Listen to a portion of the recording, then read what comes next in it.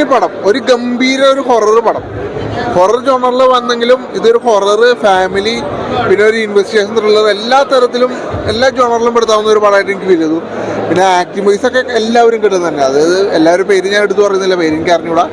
എല്ലാവരും അഭിനയിച്ച എല്ലാവരും, ജോണി ആൻ്റണി ആയാലും അതേപോലെ തന്നെ സുധീഷ്, അങ്ങനെ ഒരുപാട് പേര് അഭിനയിച്ചിട്ടുണ്ട്. എല്ലാവരും കിടലായിട്ട് ചെയ്തിട്ടുണ്ട്. പക്ഷേ പ്രേതം ചെയ്യുന്ന കാര്യങ്ങളൊക്കെ നമുക്ക് ചില സമയത്ത് പെട്ടെന്ന് ഇവ ഞെട്ടിപ്പോകുന്ന സീൻസൊക്കെയാണ് വരുന്നത്. നിങ്ങൾ ശരിക്കും കാണേണ്ട സിനിമയാണ്. പിന്നെ 2 മണിക്കൂർ വാച്ചുമ്പോഴാണ് ശരിക്കും പറഞ്ഞാൽ 2-2.25 മണിക്കൂറുണ്ട്. നല്ലൊരു ഹൊറർ ഫീലുള്ള മൂവിയാണ്. എല്ലാ ആർട്ടിസ്റ്റും നന്നായിട്ട് ചെയ്തിട്ടുണ്ട്. പ്രത്യേകിച്ച് അമിതും മോക്ഷയും എല്ലാം നല്ല ആർട്ടിസ്റ്റാണ്. ആരതി പുതുമുഖങ്ങളും ഒക്കെ നന്നായിട്ട് ചെയ്തിട്ടുണ്ട്.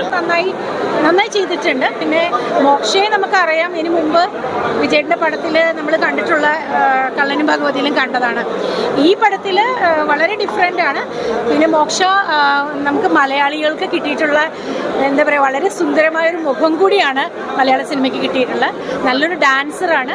അതുപോലെ തന്നെ ഈ സിനിമയിൽ നമുക്ക് കുറച്ചും കൂടി മോക്ഷയുടെ വ്യത്യസ്തമായിട്ടുള്ള കഴിവുകൾ നമ്മൾ, അതായത് ടാലൻസ് നമ്മൾ കാണുന്നു. പിന്നെ മെയിൻ ഗുണമെന്ന് പറഞ്ഞാൽ എനിക്ക് കിട്ടിയെന്ന് പറഞ്ഞാൽ ഇതിന്റെ സൗണ്ട് മിക്സിങ് ചെയ്തിട്ടുണ്ട്, ഗംഭീരമാണ്. അതായത് നല്ലൊരു അറ്റ്മോസ്ഫിയർ തിയേറ്ററിലേക്ക് ആണെങ്കിൽ ആ സൗണ്ടൊക്കെ നമുക്ക് വൈബ്രേഷൻ ഇല്ലേ, അത് കിട്ടുമെന്ന് വേണമെങ്കിൽ പറയാം. വൈബ്രേറ്റ് ചെയ്യും കിട്ടുന്നതായിട്ട് ആ സൗണ്ട് മിക്സിങ് ഒക്കെ ചെയ്തിട്ടുണ്ട്. അതെ, ഇത്